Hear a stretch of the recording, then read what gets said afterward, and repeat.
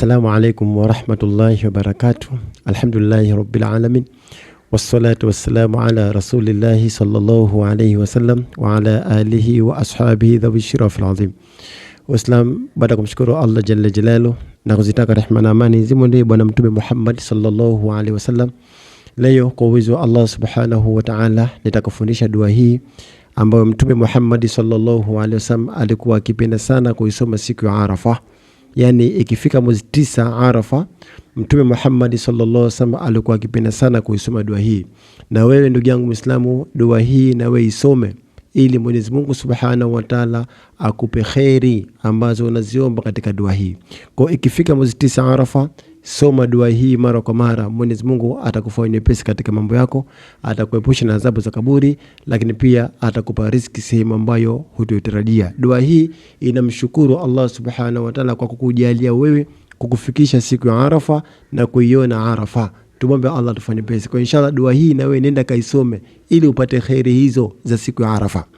Mtume alikuwa anasema dua hii: Allahumma lakal hamdu kama taqul wa khairu mimman taqul.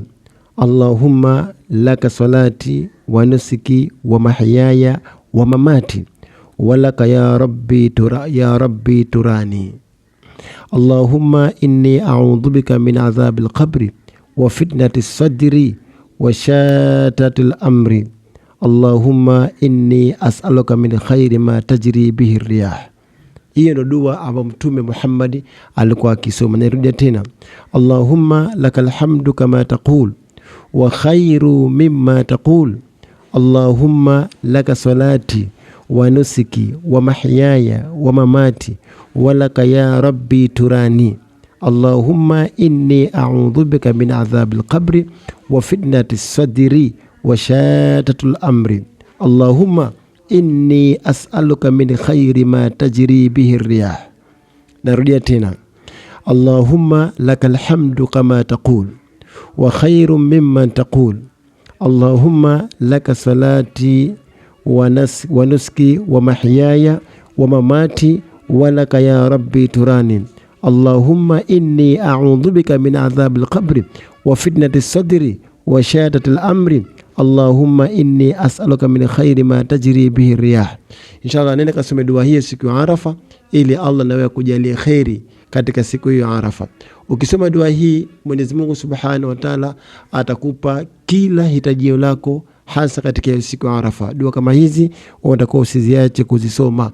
Unamwomba Mwenyezi Mungu niepushe na adhabu za kaburi, niepushe na fitna za ulimwengu, niepushe na magomvi yaliyotokea katika ulimwengu, lakini pia unamwomba Allah Subhanahu wa Ta'ala akujalie swala zako, ibada zako, kichinjwa chako chote akulipe thawabu zako. Ndio maana ya kuisoma dua hii siku ya Arafa. Soma dua hii wakati wote.